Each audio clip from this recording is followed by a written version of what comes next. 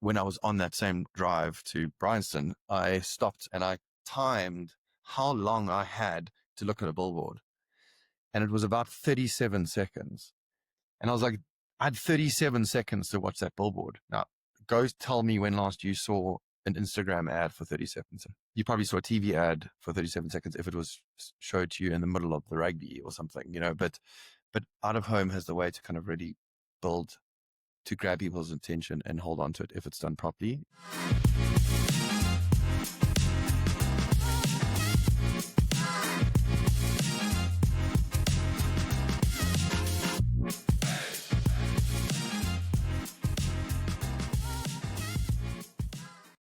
Hello, everybody, and thank you for joining us for Beyond the Billboard. Today, our topic is creative bravery in out of home, and we are so excited to welcome Dean Oelschig to the podcast. He is the managing partner at Halo. Dean, thank you so much for joining us. Thanks, Liv. Thanks, Kirst. Thanks for having me. It feels so appropriate to be having a podcast dedicated to creativity when we're coming off the back end of award season in South Africa.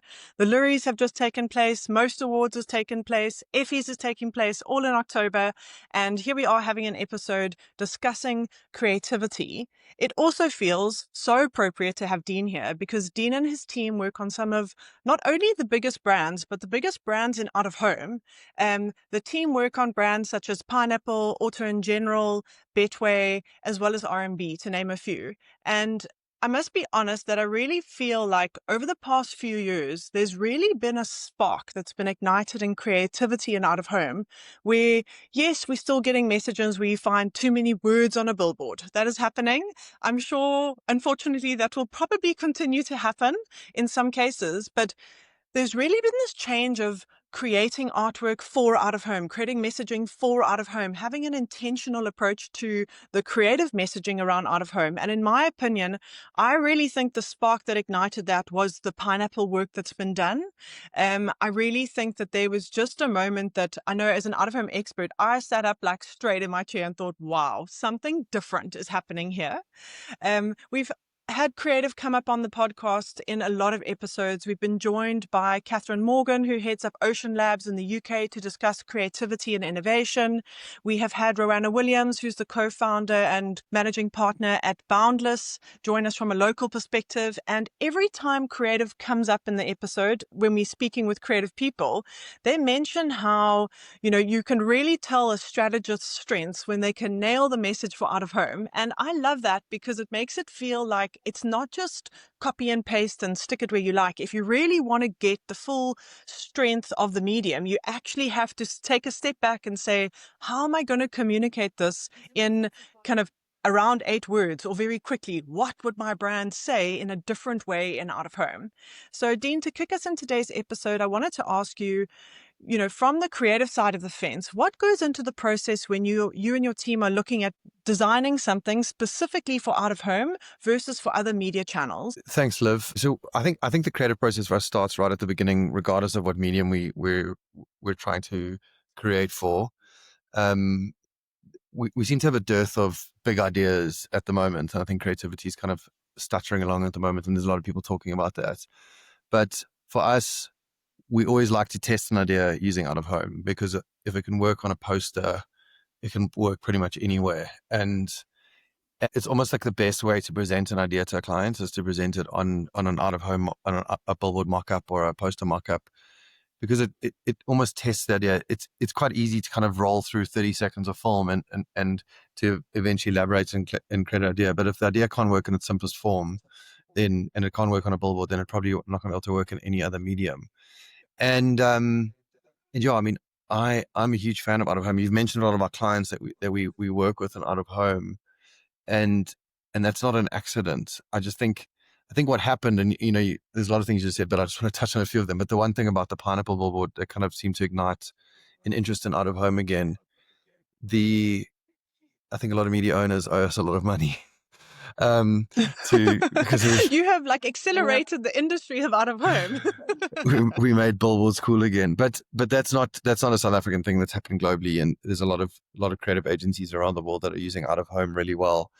And the reason is, I think firstly, digital became massive, in the last 20 years, and people started flocking towards it because it was the latest and greatest new big thing and stuff. But out of home never went anywhere. And I think people just fell out of love with it a bit and forgot how valuable it is.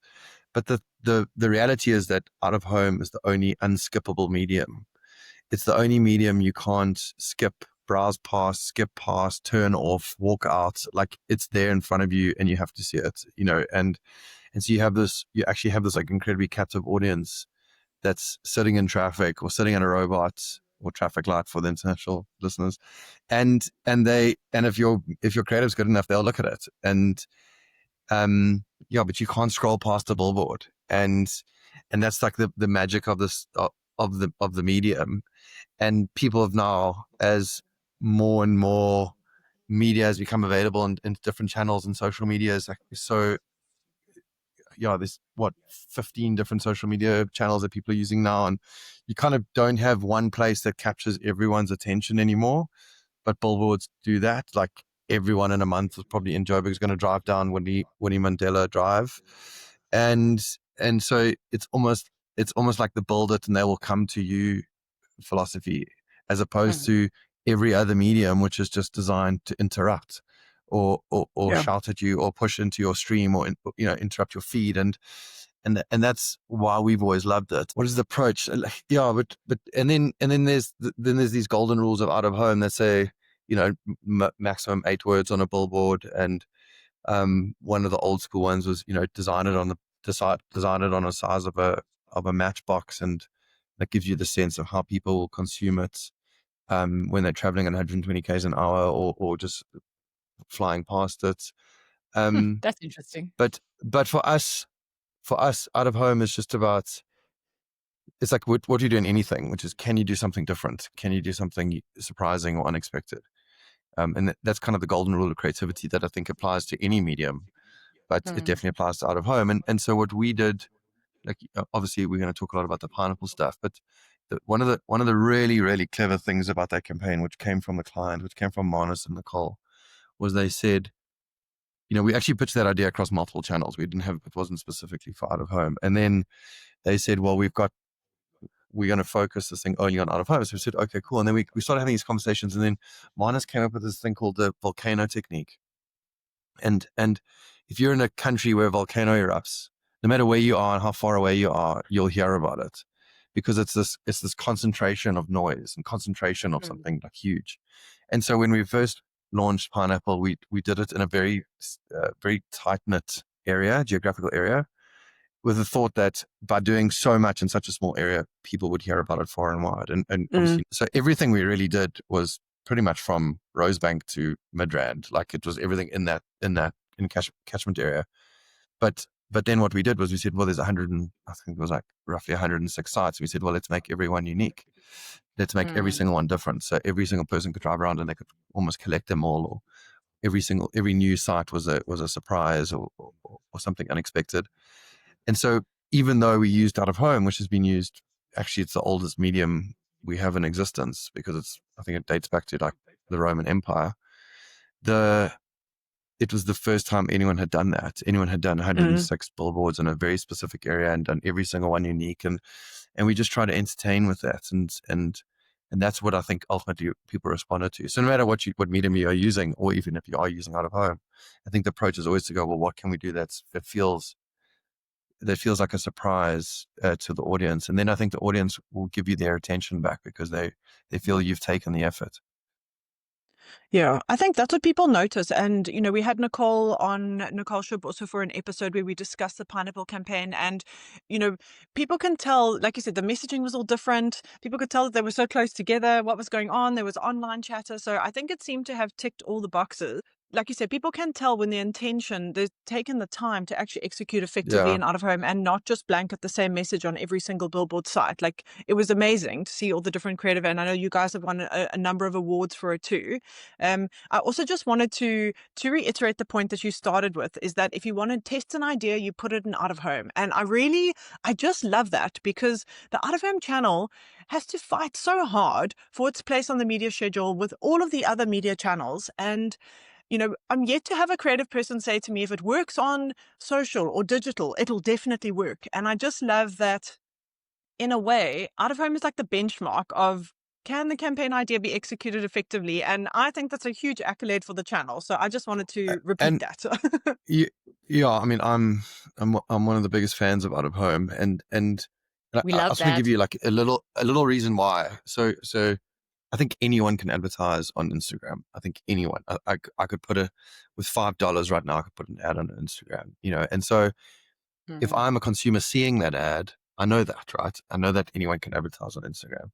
So there's a limitation of what's called social proof. Like I have no proof that anyone else is seeing what I'm seeing on my phone right now. Mm. And let's be honest, people could be watching it on sitting on the toilet or sitting and lying in their bed, or like I have no knowledge that anyone else other than me is seeing this ad right now. And whereas if I see a billboard, like I can see how many cars around me are seeing this right now. And so there's a much grander scale to it that is immediately that a consumer can immediately observe and take in from that.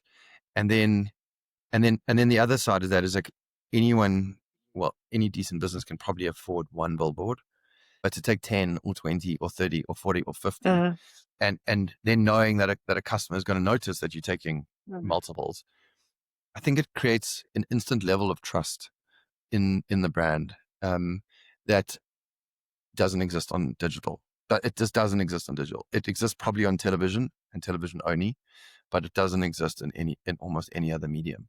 And so out of home has this amazing ability to create very rapid fire credibility for a brand in a marketplace, especially for brands that aren't established, and especially for brands that are relatively young and want to talk to massive audiences. And that for me is everything that you need to know about out of home. Thank you for sharing that, because I agree with, first of all, biggest supporter here of out of home. Both Livia and I obviously running the first and only out of home podcast in Start a South Africa. billboard, yeah. I mean, start a podcast for love it, yeah. We love that you're an advocate for the medium. So love that. And I agree with a lot of the points you're saying. I think the biggest thing is, consumers expect to see big brands in out of home. We've seen that through stats, and that they also trust brands that are advertising in out of home. And we also know that, through Kantar's research, that consumers, prefer to be communicated to through out of home. They expect to see it on the online platforms, but they can often feel that it's over targeted. They can often feel that it's intrusive in their space, in their private space. Yep. But they're actually very comfortable to see and receive communication through the out of home landscape, through billboards and outdoor formats. So, we know that it's working with the consumers, but what's important to still remember is that 50% of that campaign effectiveness is still reliant on the creative. So yes, Yep. we know that consumers expect to see big brands in out of home. We know that they trust brands that play in out of home. We know that out of home holds attention longer. Premium large format digital out of home through the Ocean Outdoor study tells us that, it holds attention 5 times longer than social media. And we know everybody's talking about attention-based metrics, and everyone's talking about attention. 75% of marketers globally want to know more about attention-based media formats. So we know it can perform from a media perspective. You're speaking my language, Kirsty. I'm glad. Look, we know that out of home performs from, a media perspective, and it is a format that deserves to be in the media mix. But from a creative point of view, often you can have the best billboards. You can have, like you said, 10 or 20 billboards. But if the creative isn't meeting the requirement of the format or fit for format, 50% of your campaign effectiveness is already gone. You're already in the negative. So, for me, I'm a huge avid supporter of the medium, and Liv and I are thought leaders and experts in the medium. But it is so sad to see when you see these big billboards, or any billboards in this case, or in any out of home formats where, the creative isn't fit for format, or really utilizing the space or playing in the space. One of the best things about out of home is to take in the context, to speak in localized languages within those communities. There's so much about it being out of home and being out in an environment. And it's so disappointing when you see that someone hasn't made it fit for format, hasn't capitalized on the environment. And I think there's a lot more space to play in with that, specifically in our market in South Africa. And that leads me to my question to you, Dean, is around, what challenges do you feel out of home faces as a medium, perhaps from a creative and media perspective? But also, what untapped opportunities do you believe exist that we can capitalize more on in our market? Liv and I often also talk about gamification. Like, we can do a lot more gamification in the out-of-home space, we feel, in South Africa. But we'd be very interested to hear your take on, what are the current challenges that you feel we are still facing, and what are those untapped opportunities to really maximize and capitalize, and maybe, opportunities to build the medium even further. Yeah, I mean, there's quite a bit I want to touch on there. The first one is actually Go for it.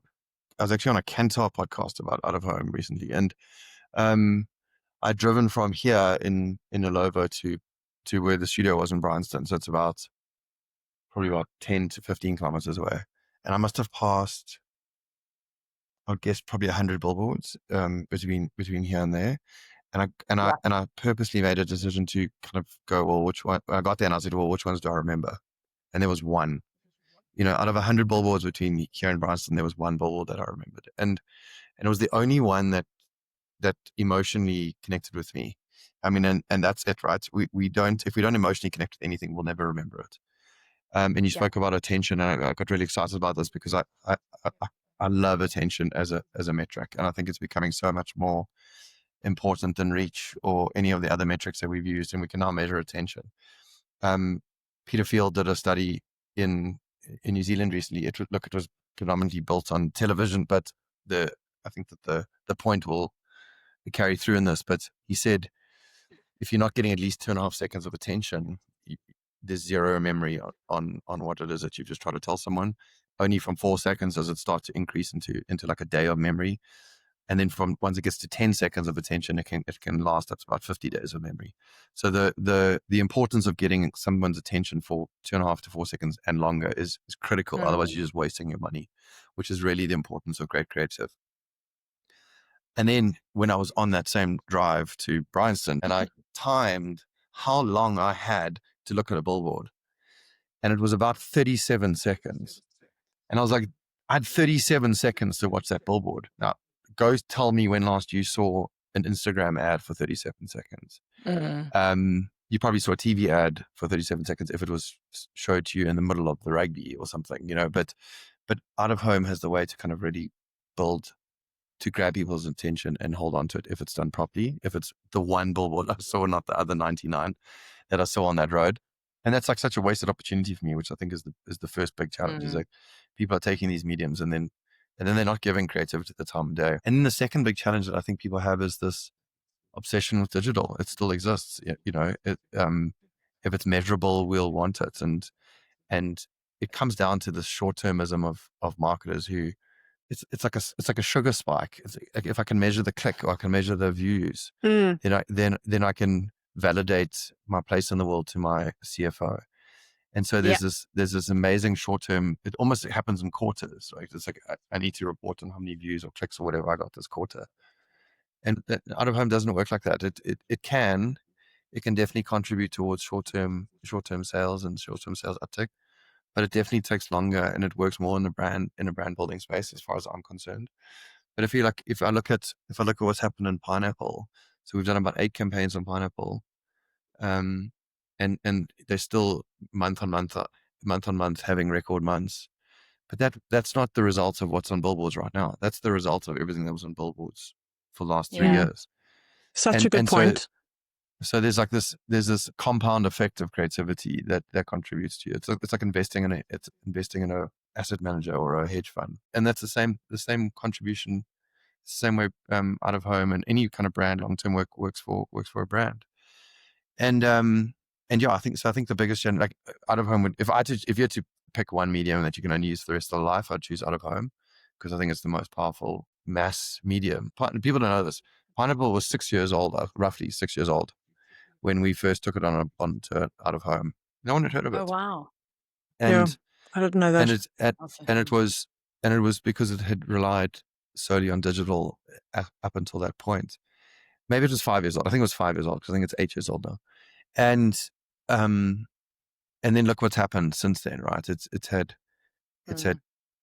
over 10x growth in monthly policy sales since it's been on out of home. But again, that's not the result of what's happening on out of home right now. That's the result of 3 years of disciplined and consistent creativity that's kind of been put on that. And that applies with every brand. Like you can't expect these things to to happen overnight. And the problem, and this is where I sympathize with marketers, is that they get given 12-month budgets and they have to Yeah. report back on what they've achieved in those 12-month budgets. And so when they come back to reporting their KPIs, it's easier to report what they did in the digital medium than it is to report on the out of home. But if you Yep. change the mindset and you went, actually, I'm going to have a budget for 3 years or 5 years, and then you can plan it like that. If you did that, I promise you, every single person would want to be an out of home. But they're using it reactively and they're using it for the wrong things. It's like quick wins, right? It's like, Yeah. do you want the quick wins or do you want the longer term impact that obviously, like you said, compounds year on year? And I think those quick win metrics that you're able to report on immediately are often, the sparkly ones that get chosen the most, because it's much easier to provide a detailed report on measurable medium like digital. That also, is more of your click through straight to e-commerce. It's giving you that direct attribution. Whereas out of home, I know that, globally they're still working on, and locally working on very much, what does that attribution modeling look like? But yeah, I think it is that, quick win to be able to report And the on attribution, it long term. like attribution measurement and reporting is I think it's killing our industry. We could have 3 years and millions of rand spent on the most amazing creative out of home, and then someone in the digital team gets a click through on a banner ad, and he's like, "Oh, my banner ad worked," and I'm like, "Your banner ad was the salesperson. It's everything that came before that for 3 years that got that person to even click that link." And that attribution modeling is just crazy for me. Nalissa Media, your brand, their eyes, amplified with our out-of-home solutions. Get your brand to the people with Nalissa Media's dynamic out-of-home media solutions, tailored to fit your unique campaign needs. Whether you want to engage audiences on billboards, transit ads, or digital screens, we have the right platform for you. Elevate your brand visibility and impact with our innovative and cost-effective solutions. I do want to say, you were talking about the creative compound effect, which I really like, by the way. And I was thinking about it, and you were talking about how that was built over time with Pineapple. And I was like, with great awareness comes great responsibility.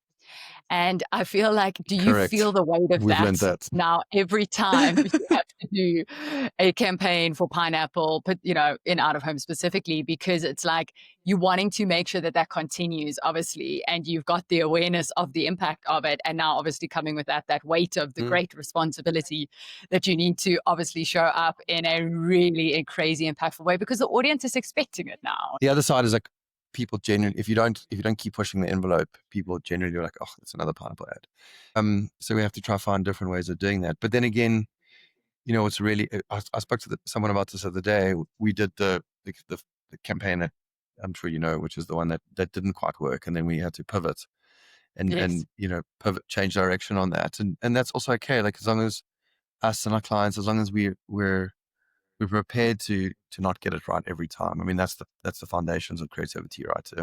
Going back to the first point I made about the volcano technique, it's like when we did 106 unique pieces of creative, to make 100, what people don't realize is, like, to make 106 unique billboards, you have to actually write 500. And so the process behind that was insane. Like, we had 4 of us who wrote lines, and we went our own separate ways for like 2 weeks. I mean, it looks like fun when you see the line, but it's, ask any comedian how much fun he has writing jokes. Like, it's not as fun as telling them. And many. Yeah. And so we said, if we wanted 100 good lines, we needed to write 500. And then the 4 of us would sit, and there's this great radio duo in Australia called Hamish and Andy. And they said to Hamish, "How do you make Australia laugh every day?" He said, "I don't. I just got to make Andy laugh." And that was like kind of our approach to Pineapple, was we had these 4 of us in the room, and we'd then pitch our lines to each other. And if the other 3 people didn't laugh, then off the list it went. And again, like, we weren't trying to second guess what the consumers would love. We just tried to make the 4 of us laugh. And if we had something that the 4 of us really loved and put it out into the world, that would feel different to everything else that was out there, which is quite boring. And that's what we did. I haven't really answered your question much because I've gone on a tangent, but I'm hoping I'm making some good points about the importance of creativity. Yeah, I love that about also it's focusing in the room. I love that perspective, and I love hearing like on the media side of the fence, you just get sent the creative. Very seldom are you actually involved. Obviously there are Yeah. sessions that you get together, the creative and the media team, and you share the strategy and they'll show you the big idea and that type of thing. But then the creatives like go away. And then when they come back with the ideas, you don't know what went on in the background. I love that, like a 2-week time to come up with the lines and pitch them to each other and scrap this one and keep that one. I love that behind the scenes that you shared with us. There's something I have to ask you. We spoke about attention earlier, and we have to actually speak about the Betway campaign, okay?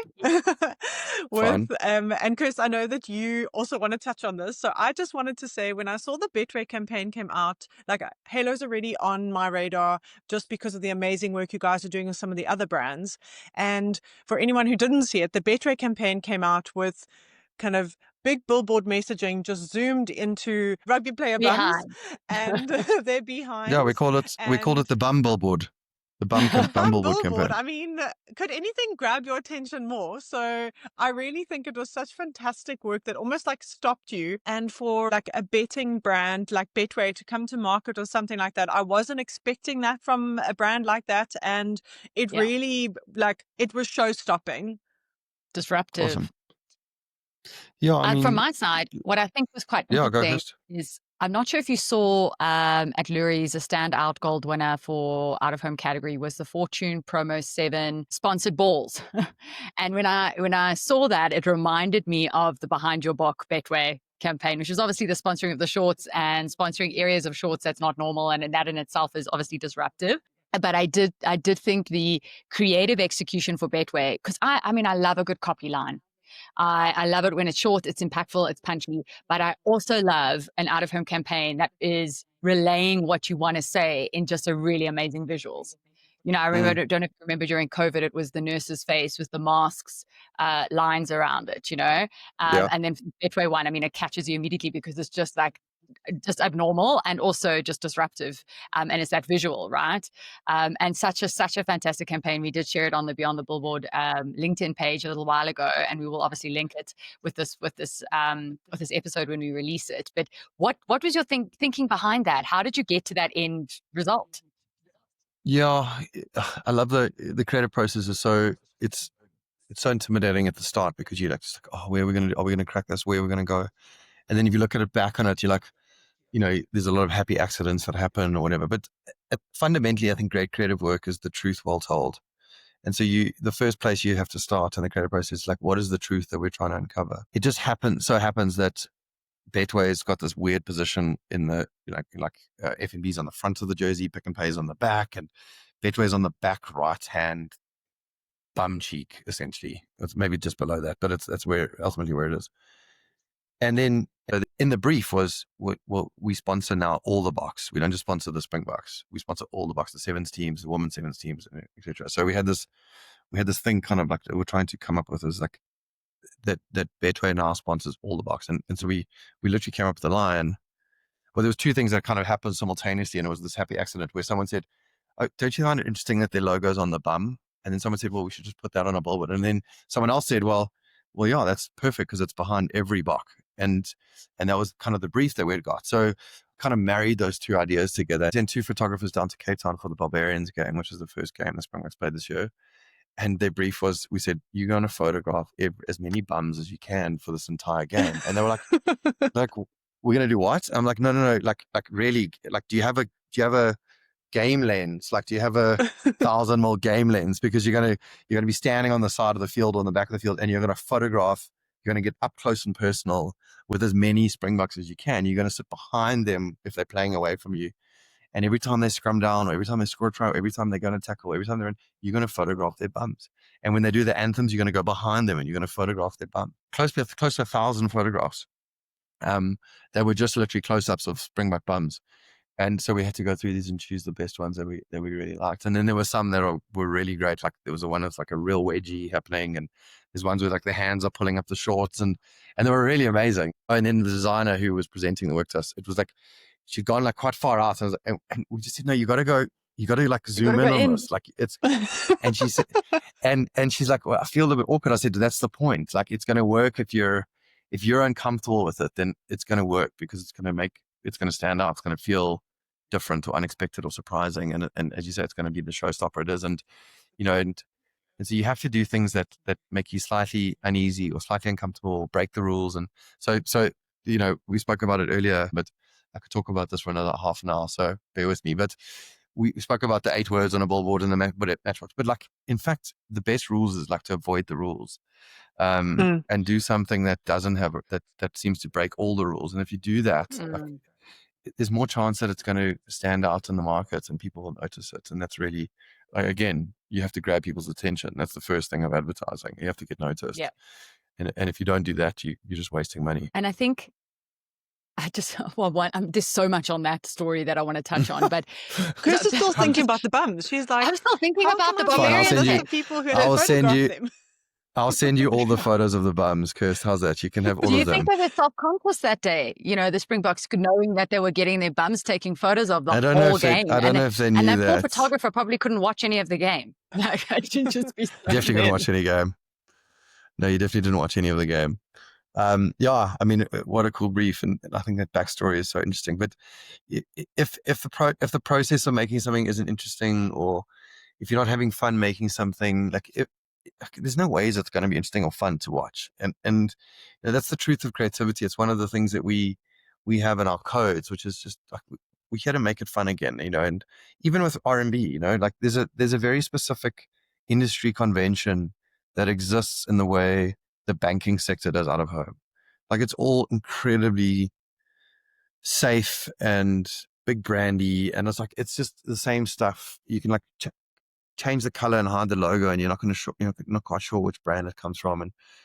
And R&B is like a little bit different in that, and that was, like, I guess, why they landed on our desk, and why they came to us, and why we're working together. And a brand that doesn't want to be just another brand in the category. And so we had fun with the lines. Like, one of my favorite lines is, what keeps you up at night gets us up in the morning. It's just like a fun twist on the line that feels like a business advice, but it also feels like quite fun. And then we wanted to be even more different with it. And so we didn't want to use stock imagery. We didn't want to use photography. So we got a artist in Cape Town. There's a design duo called Jana and Koos. And so we went to Koos, and who's got this amazing, almost rough, sketchy illustration artistic style. And we said, we want you to create these illustrations for R&B. So it's these black billboards, white typography, and this amber, bright yellow orange illustration that is just like, it's fun and like out there, and it's just unexpected for the category. And I think, like, that's how brands stand out, is when they do something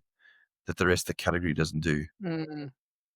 I completely agree with that. And I think, given that if we look at the state of out-of-home report from Outdoor Auditors, the August data, the categories, particularly for your clients, are quite busy categories with a good number of sites. They're all within the top 10 when it comes to number of sites in the landscape.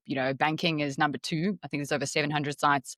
Betting is number 5. I think it's over 600 sites. Yeah, insurance is obviously number 6. So you have clients that are playing in really loud, cluttered categories when it comes to out of home, in the out of home landscape. And to really break through that, you need really, really good copy lines, good visuals, disrupt the category, do things in a different way. And I love what you said earlier on about, break the rules. Do things that's different to what everyone else is doing. And sometimes you don't have to play a color within the same lines, color outside the box. Yeah. And I think that's what you've been doing as Halo, in the betting category. If we look at like Betway behind the box, if we look at that compared to a lot of the other betting artwork that's out in the market, it's really, really different.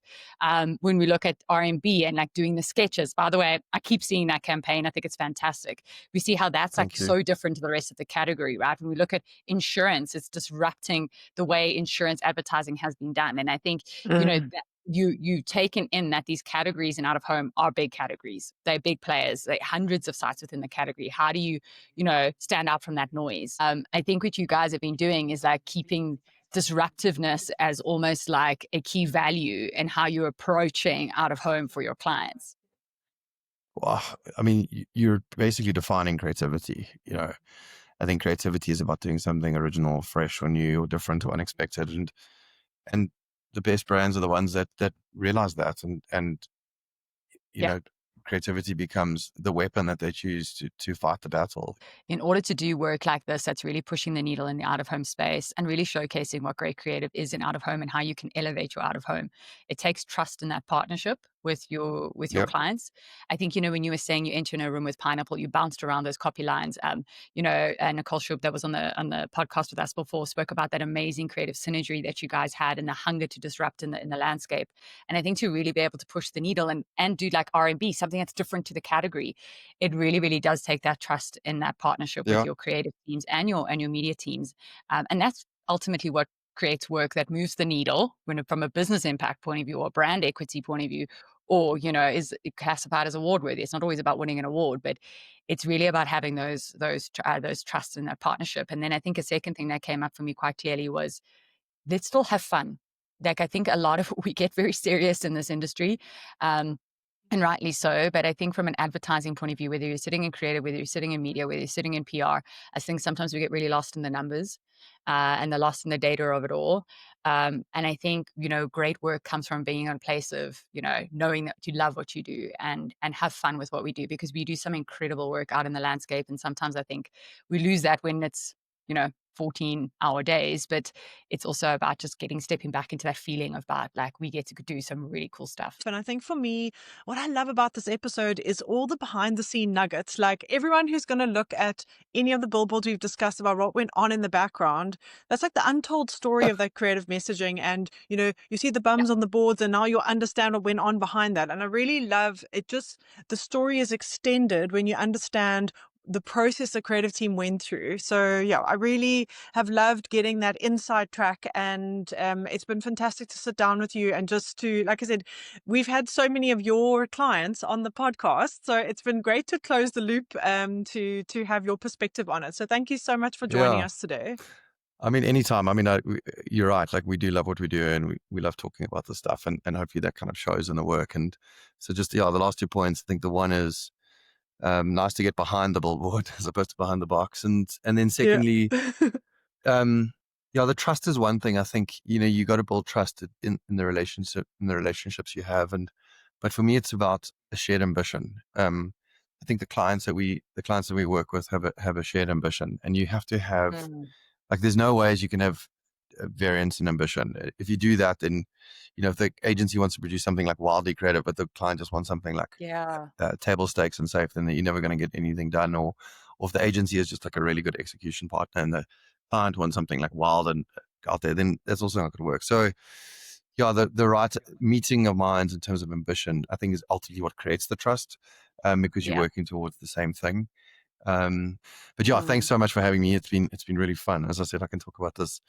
It could have been like 3 hours and it still would have been fine. There's a lot of things to say, but I think you guys are doing an amazing job with your out of home billboard, beyond the billboard. And I've loved following it, and thank you for your service.